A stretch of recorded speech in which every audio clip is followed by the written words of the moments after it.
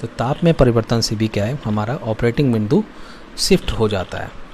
इसके अर्थात ऑपरेटिंग बिंदु के शिफ्ट होने का कारण एक ताप में परिवर्तन भी है। तो ट्रांजिस्टर की जो हमारी रिवर्स संतृप्त धारा रहती थी या लीकेज धारा रहती थी, जो ICVO और ICEO का मान, ये क्या करता था, ताप पर निर्भर करता है। और जो वास्तव में हम क्या था, ताप को अगर 10 डिग्री सेंटीग्रेड बढ़ाते थे तो लीकेज धारा क्या हो जाती थी, हमारी 2 गुनी हो जाती थी। कब? 10% बढ़ाने पर ताप हमारा क्या था, लीकेज धारा दुगनी हो जाती थी। क्योंकि जो ट्रांजिस्टर रहता है, ट्रांजिस्टर के कलेक्टर धारा का मान लीकेज धारा के मान पर निर्भर करता है, क्योंकि IC equal to beta IB plus IC equal to beta IB plus beta plus 1 ICVO, ये क्वेश्चन होती है। तो अतः क्या है, लीकेज धारा बढ़ने पर IC का मान भी क्या है, बढ़ जाता है। और हम देखते हैं कि जो ताप में वृद्धि से लीकेज धारा में वृद्धि होती है, फिर उससे क्या है, कलेक्टर धारा में वृद्धि होती है। तो जिससे क्या है, ऑपरेटिंग बिंदु हमारा शिफ्ट हो जाता है।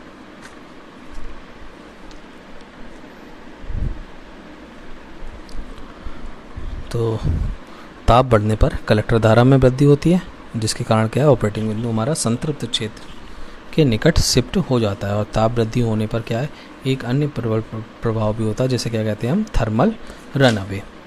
अर्थात ताप वृद्धि से हमारा एक और इफेक्ट पड़ता है, जिसे हम क्या कहते हैं, थर्मल रन अवे। जिससे भी क्या है, जो हमारा पॉइंट रहता है और क्यू पॉइंट रहता है, वो भी क्या होता है, शिफ्ट हो जाता है। तो ताप में वृद्धि होने से क्या है, ट्रांजिस्टर की लीकेज धारा में वृद्धि होती है, और कलेक्टर धारा का मान क्या है, लीकेज धारा पर निर्भर करता है। तो इस तरीके से जो हमारा इक्वेशन होती है, IC equal to beta IB plus beta plus 1 into ICVO। तो ताप बढ़ने से कलेक्टर धारा बढ़ जाती है, और कलेक्टर धारा बढ़ने से क्या है, कलेक्टर जंक्शन पर अधिक पावर लॉस होता है, जो क्या करता है, जंक्शन के ताप को और अधिक बढ़ा देता है। तो इस तरीके से ताप बढ़ने से लीकेज धारा क्या है, और अधिक बढ़ जाती है, जिससे कलेक्टर धारा भी और अधिक बढ़ जाती है। तो यह एक ऐसी क्रिया है जिसकी पुनरावृत्ति होती रहती है, यानी कलेक्टर धारा निरंतर बढ़ती जाती है, और कलेक्टर धारा बढ़ने से इस कलेक्टर धारा बढ़ती रहती है। तो इस प्रक्रिया को हम क्या कहते हैं, थर्मल रन अवे कहते हैं। तो इस प्रक्रिया को यदि नहीं रोका जाए तो क्या होता है, कलेक्टर धारा का मान ट्रांजिस्टर की रेटेड धारा से अधिक हो जाता है। अर्थात जो ट्रांजिस्टर की रेटेड धारा होती है, जो एक ट्रांजिस्टर के लिए फिक्स की हुई धारा होती है, जिस पे उसे चेक किया जा चुका है पहले ही, तो उससे अधिक हो जाती है। तो जिससे क्या होगा, उस वैल्यू से अधिक हो जाएगी तो ट्रांजिस्टर क्या है, पूर्णतः नष्ट हो सकता है। तो थर्मल रन अवे से बचने के लिए हमें क्या करना चाहिए, जब जंक्शन में पैदा हो रही ऊष्मा, जो जंक्शन में पैदा होती है ऊष्मा, उसको क्या आना चाहिए, ऊष्मा को तेज़ी से वातावरण में संचारित कर देना चाहिए। अर्थात जो ऊष्मा बन रही है उसको हमें हीट सिंक के द्वारा प्रयोग करके उस ऊष्मा को वातावरण में भेज देना चाहिए। जैसा कि हीट सिंक क्या होता है, हीट सिंक एक धातु की बनी प्लेट्स होती हैं, जिनमें क्या है कि इस तरीके के ई टाइप की होती हैं, जिनमें उनसे ज़्यादा से ज़्यादा वातावरण के संपर्क में आती हैं। तो जब हम क्या करते हैं, इस थायरिस्टर से या मतलब ट्रांजिस्टर से हम इसको कनेक्ट करते हैं, तो कनेक्ट करने से क्या है कि उसकी हीट ट्रांसफ़र होके इस सिंक पे ट्रांसफ़र हो जाती है, और सिंक क्या करती है, उसकी एनर्जी को वातावरण में रिलीज करना शुरू कर देती है। तो वातावरण में रिलीज करना शुरू कर देती है, तो इससे क्या है कि जो इसकी ट्रांजिस्टर हीटअप हो रहा है, वो हीटअप होना कम हो जाता है, और जो एनर्जी निकल रही है वो सिंक के ज़रिए वातावरण में जाती रहती है, जिससे क्या है, हमारा ट्रांजिस्टर को मतलब नष्ट होने से हम बचा सकते हैं। अब बात करते हैं नीड ऑफ बाइस स्टेबलाइजेशन।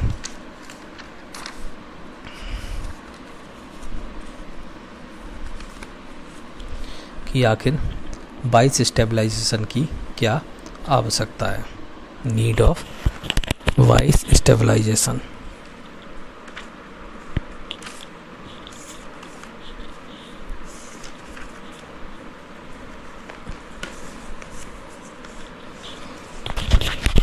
तो स्टेबलाइजेशन या स्थायीकरण,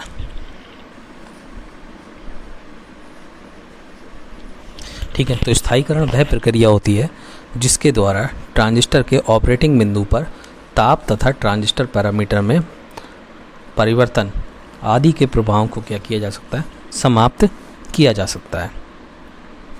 अर्थात stabilization is the process by which the effect of temperature and variation of transistor parameter have no impact on operating point.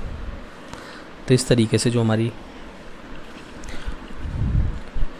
Transistor रहते हैं इसके पैरामीटर में परिवर्तन या टेम्परेचर में परिवर्तन होने के कारण क्या होता है, हमारे ट्रांजिस्टर का क्यू पॉइंट अपने स्थान से शिफ्ट हो जाता है।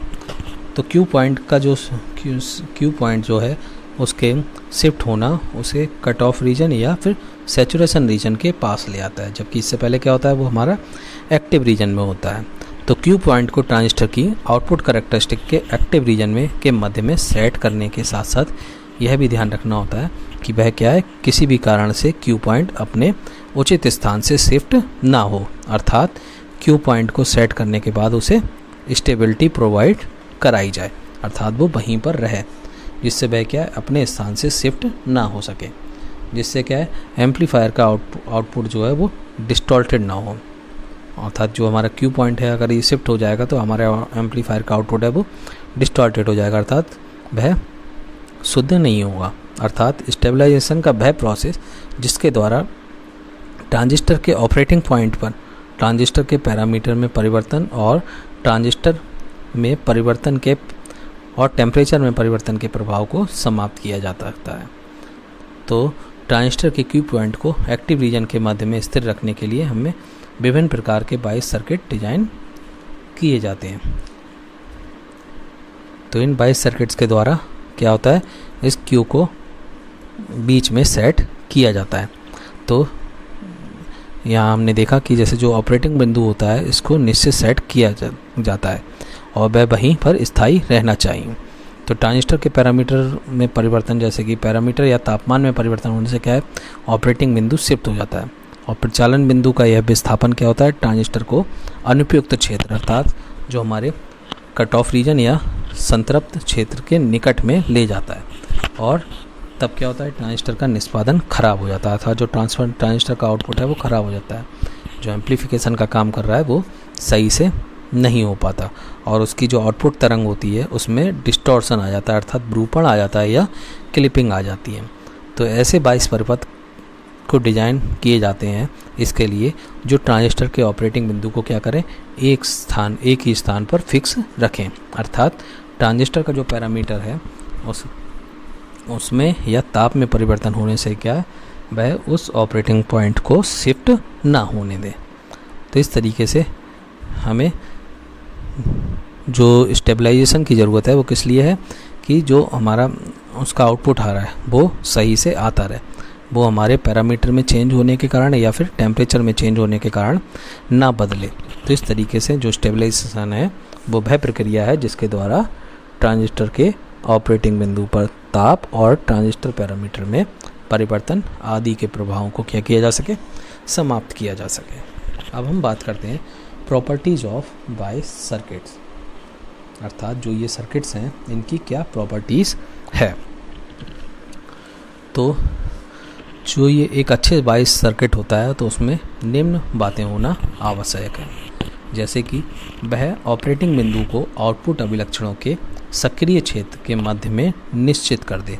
अर्थात जो हमारा ऑपरेटिंग पॉइंट क्यू है उसको क्या करे, सक्रिय क्षेत्र के मध्य में सेट कर दे और उसे सेट करने में सक्षम होना चाहिए।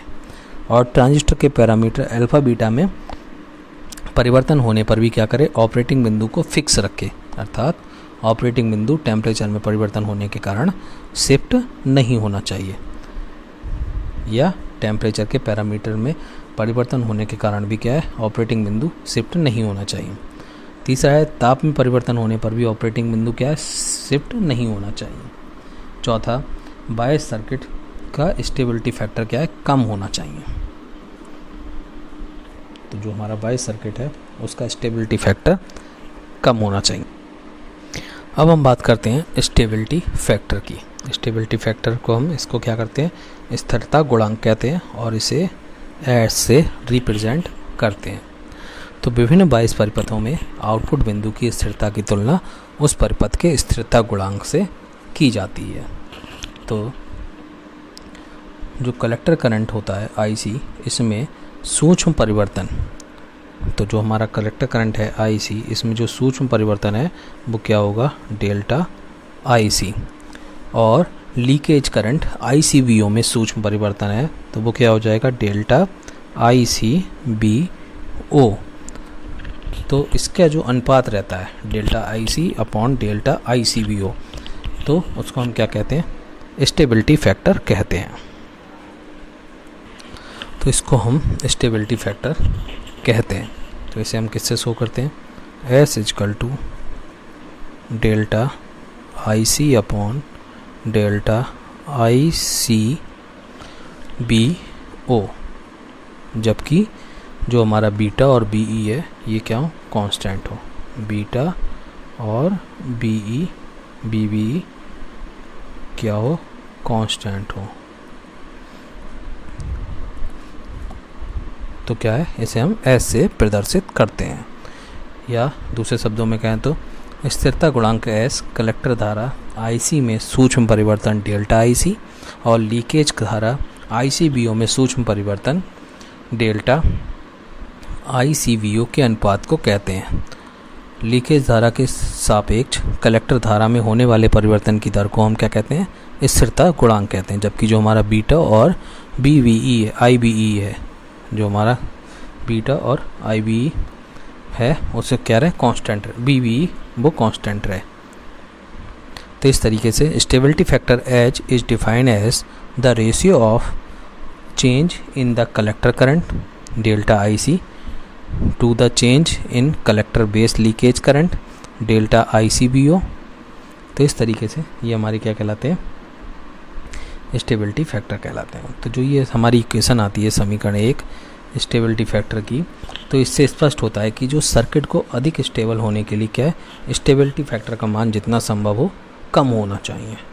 तो S का मान जितना कम होगा, Q पॉइंट क्या है उतना ही अधिक स्टेबल होगा। अर्थात लीकेज करंट में प्रवाहित होने पर जितना कम परिवर्तन कलेक्टर करंट में होगा, बाई सर्किट क्या है उतना ही स्टेबल होगा और उसकी थर्मल स्टेबिलिटी भी उतनी ही अच्छी होगी।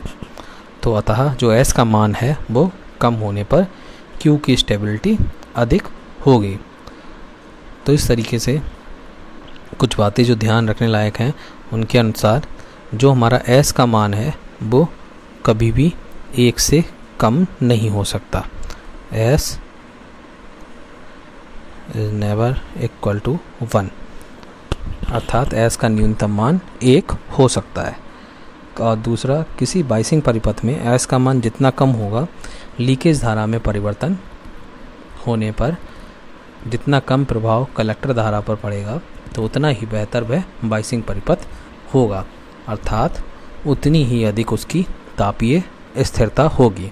अर्थात ताप का प्रभाव क्या है उतना ही कम ऑपरेटिंग बिंदु पर पड़ेगा। तो दूसरे शब्दों में S का मान कम होने पर ऑपरेटिंग बिंदु की स्थिरता क्या है, अधिक होगी। तो इस तरीके से जो स्टेबिलिटी फैक्टर है, इसके लिए अगर गणितीय व्यंजक की बात करें तो इसका गणितीय व्यंजक भी हम लोग देख सकते हैं। तो जो मैथमेटिकल एक्सप्रेशन है स्टेबिलिटी फैक्टर के लिए वो यहाँ पर शो कर रहा है। तो यहाँ पर स्टेबिलिटी फैक्टर के लिए गणितीय व्यंजक, तो कलेक्टर करंट जो होती है उसके लिए जो समीकरण होता है हमारा क्या होता है, IC equal to beta IB plus beta plus 1 ICBO। तो जो IC होती है हमारी कलेक्टर करंट होती है, IB हमारी बेस करंट होती है और ICBO हमारी रिवर्स सैचुरेशन करंट होती है, और जहाँ बीटा क्या है हमारा कॉमन एमीटर करंट गेन है। तो इस तरीके से जो समीकरण 2 है इसका क्या करते हैं हम IC के सापेक्ष डिफ्रेंशिएशन करते हैं। तो डिफ्रेंशिएशन करने पर क्या होता है, I equal to d/di beta IB plus d/dic 1 plus beta ICBO। माना जो बीटा है इसका मान कांस्टेंट है, तो I equal to beta DIB upon DIC plus beta plus 1 DICBO upon DIC। तो इस तरीके से समीकरण 1 से हमें पता है कि DIC upon D I C V O equal to S, क्योंकि जो हमारी इक्वेशन थी वो S equal to delta I C upon delta I C V O थी। तो यहाँ हमने क्या किया, एस की वैल्यू मतलब एस की जगह डी आई सी और डी आई सी वी ओ, इसकी जगह पे हमने क्या किया, एस रख दिया। तो ये आ गया हमारा 1 अपॉन एस। तो I equal to beta D I B upon D I C plus beta plus 1 I S 1 upon S. S को इस तरह ले गए, यहाँ मल्टीप्लाई की, तो ये हमारी इक्वेशन मिली। अब हम आगे बात करते हैं। तो S minus S beta D I B upon D I C equal to beta plus 1। तो एस इजकल टू इतना बीटा प्लस 1। तो जो हमें इक्वेशन मिली वो क्या मिली, एस इजकल टू जो मैथमेटिकल एक्सप्रेशन मिला, S equal to beta plus 1 upon 1 minus beta D I B upon D I C. तो इस तरीके से जो समीकरण 3 है ये प्रत्येक बाइस सर्किट के लिए सामान्य समीकरण है, जो क्या है, प्रत्येक बाइस सर्किट के लिए मान है। तो इस तरीके से यहाँ हमें स्थिरता गुणांक, स्टेबिलिटी फैक्टर के बारे में हम लोगों ने पढ़ा। अगले लेक्चर में हम लोग विभिन्न बाइसिंग सर्किट्स के बारे में पढ़ेंगे, डिफरेंट बाइसिंग सर्किट्स। तो ये डिफरेंट बाइसिंग सर्किट्स हमारे स्थिर बाइस परिपथ, कलेक्टर बेस बाइस परिपथ, एमीटर बाइस या सेल्फ बाइस परिपथ होंगे, और विभव विभाजक परिपथ या पोटेंशियो डिवाइडर परिपथ होंगे। तो इस तरीके से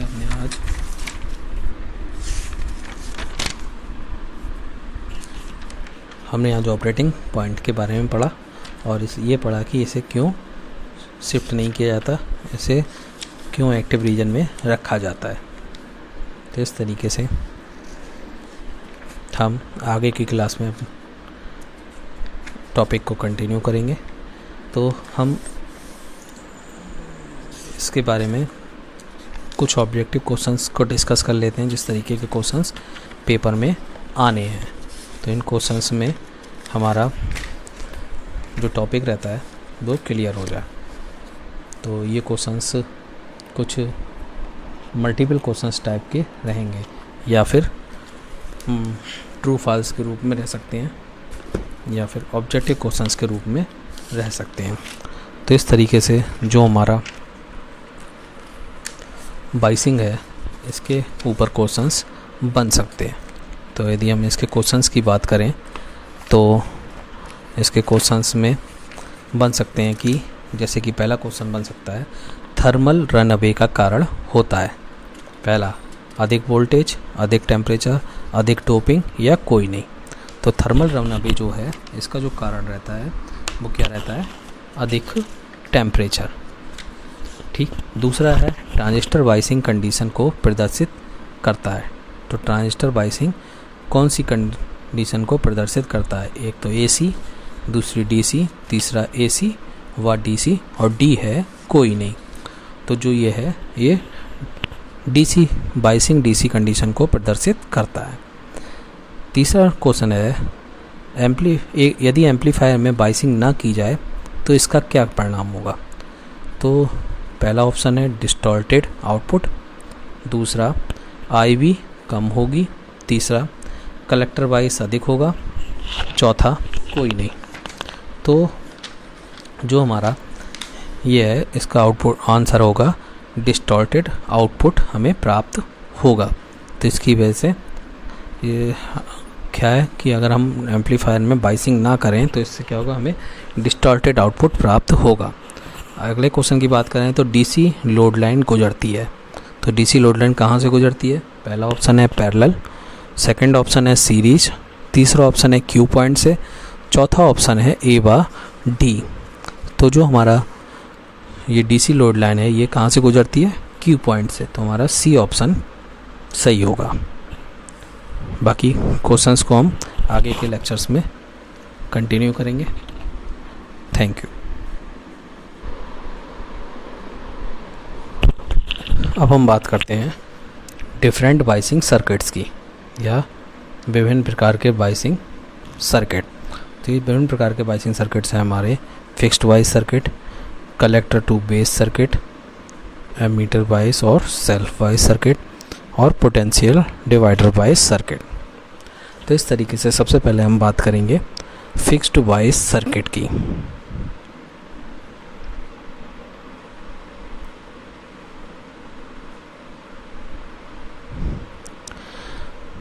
तो फिक्स्ड वॉइस सर्किट के बारे में हम बात करेंगे। तो फिक्स्ड वॉइस सर्किट में बेस पर डीसी वोल्टेज लगाकर बेस करंट को क्या है, रिक्वायर्ड वैल्यू पर फिक्स कर दिया जाता है। तो इस तरीके से जैसा कि इसका नाम है, तो इसमें डीसी वोल्टेज लगाकर बेस करंट को रिक्वायर्ड वैल्यू पर हम क्या कर देते हैं, फिक्स कर देते हैं। इसकी अगर फिगर की बात करें तो ये फिगर इसका शो हो रहा है, जो फिक्स्ड वॉइस सर्किट का फिगर है। यहाँ इनपुट में एसी दी जा रही है, ये हमारा पीएनपी ट्रांजिस्टर है, ये हमारा एसी आउटपुट में प्राप्त हो रही है।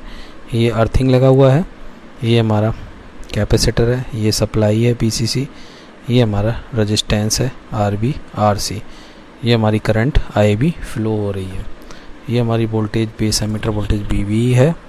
तो इस तरीके से ये दी हुई है। तो इसमें जो बैटरी बीसीसी है, ये बेस और कलेक्टर को क्या है, बाइसिंग वोल्टेज प्रदान कर रही है। तो बेस को बीसीसी द्वारा आरबी के द्वारा करंट प्रदान की जाती है। तो बेस जो है हमारा ये, इसको क्या है, बीसीसी के द्वारा आरबी के द्वारा करंट फ्लो दिया जाता है, बीसीसी आरबी और बेस द्वारा। जबकि जो कलेक्टर रहता है, इसको क्या है, आरसी के द्वारा करंट प्रदान की जाती है, अर्थात जो हमारा बीसीसी रहा, बीसीसी से आरसी के द्वारा दी जा रहा है। और बेस और कलेक्टर की बाइसिंग दो अलग अलग डीसी सप्लाइयों को यूज करके की जा सकती है। तो जैसा जो हमारा बेस और कलेक्टर है, इसकी बाइसिंग क्या है, हम दो अलग अलग डीसी सप्लाइयों को यूज करके कर सकते हैं। लेकिन एक ही सप्लाई का प्रयोग करना क्या है, ज़्यादा सुविधाजनक होता है। तो इस तरीके से यदि हम एनालिसिस ऑफ सर्किट करें तो सर्किट की डीसी विश्लेषण को हम दो भागों में बांट सकते हैं। एक भाग हमारा इनपुट साइड या बेस एमीटर साइड हो जाएगा, और दूसरा भाग हमारा आउटपुट साइड या कलेक्टर एमीटर साइड हो जाएगा। तो बात करें यहाँ, तो ये हमारा इनपुट साइड या बेस एमीटर साइड है, जिसका फिगर हमने शो किया है। तो एक एसी लेवल को सर्किट से हम अलग मान लेते हैं। तो इस लूप में हम किरचॉफ वोल्टेज का नियम लगाते हैं। तो किरचॉफ वोल्टेज का नियम लगाने पर क्या है, ये हमारा इस तरीके से ये करंट की डायरेक्शन है आईवी। तो क्या करते हैं हम, आईवी मतलब BCC minus IV RB minus BVE is equal to 0।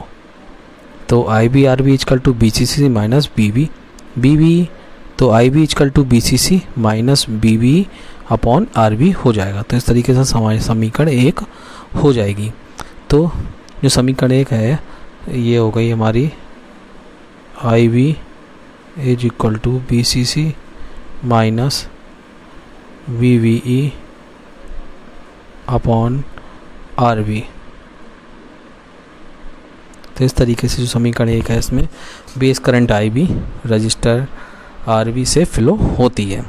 तो ओम के नियम के अनुसार क्या है, इसे हम आई बी इजकल टू क्या लिख सकते हैं, B V upon R B. तो I B equal to V V upon R B. तो जहाँ जो बी वी रहता है वो आर बी के अक्रॉस वोल्टेज ड्रॉप है। B V equal to B C C minus B V, B C C applied voltage है और बी वी हमारी base emitter junction voltage drop है।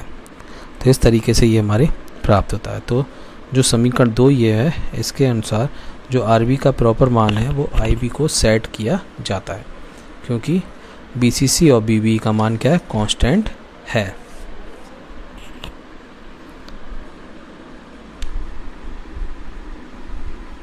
तो इस तरीके से ये हमारा इनर साइड या इनपुट साइड का या बेस एमीटर साइड रहा, जिसमें हमने आउटपुट प्राप्त किया। अब हम बात करते हैं आउटपुट साइड या कलेक्टर साइड या एमीटर साइड की।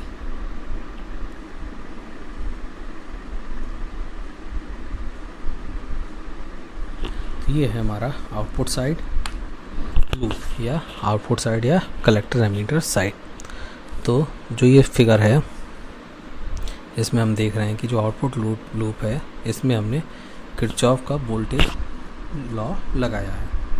तो ये इस तरीके से किरचॉफ का वोल्टेज लॉ लगाया। तो इसमें जो आउटपुट लूप में किरचॉफ का वोल्टेज नियम लगाने पर क्या प्राप्त हो रहा है हमें, BCC minus ICRC minus BCE is equal to 0। तो BCE कितना हो जाएगा हमारा, BCE is equal to BCC minus ICRC, क्योंकि BC हमारा इधर आ गया तो BC पॉजिटिव में हो गया। ये हमारी हो गई equation 3।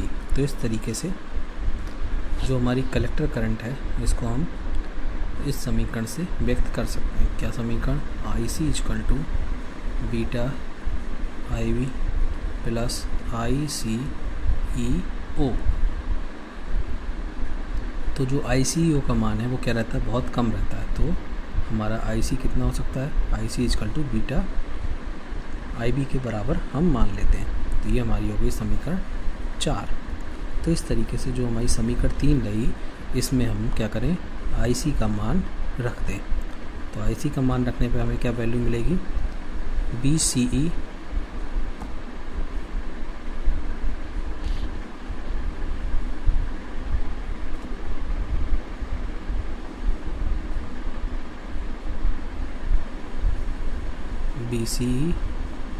Is equal to BCC minus beta IBRC।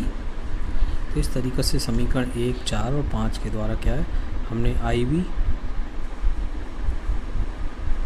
IC और BCE का मान ज्ञात किया, जिससे क्या है ऑपरेटिंग पॉइंट की स्थिति ज्ञात की जा सकती है। यदि हम बात करें फिक्स्ड वाइज सर्किट के स्टेबिलिटी फैक्टर की, तो उसके लिए ये डेरिवेशन है। तो फिक्स्ड वाइज सर्किट के लिए स्टेबिलिटी फैक्टर, तो S equal to beta plus 1/1 minus beta DIC/DIB।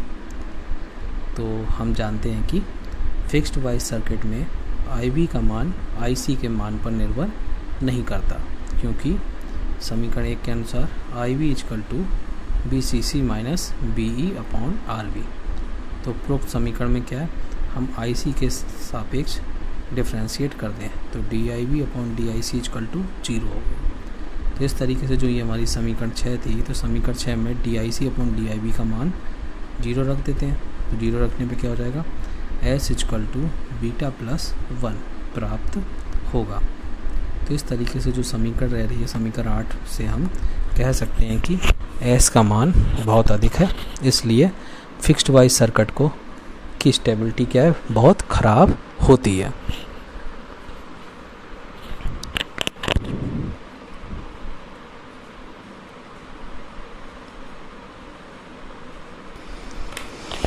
तो यहाँ पे हमने देखा कि जो फिक्स्ड वाइज सर्किट है उसकी स्टेबिलिटी क्या है, बहुत ज़्यादा ख़राब होती है।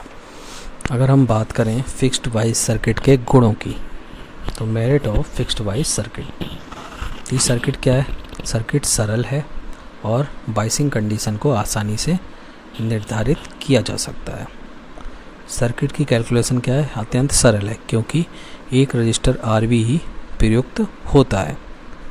तीसरा, RB का उपयुक्त चुनाव करके हम IB और IC को आसानी से निर्धारित कर सकते हैं, जिससे क्या होता है, हमारा Q पॉइंट को एक्टिव रीजन के सेंटर में आसानी से निर्धारित किया जा सकता है।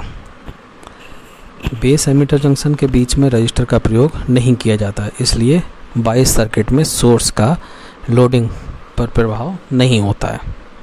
तो इस तरीके से ये हमारे गुण थे।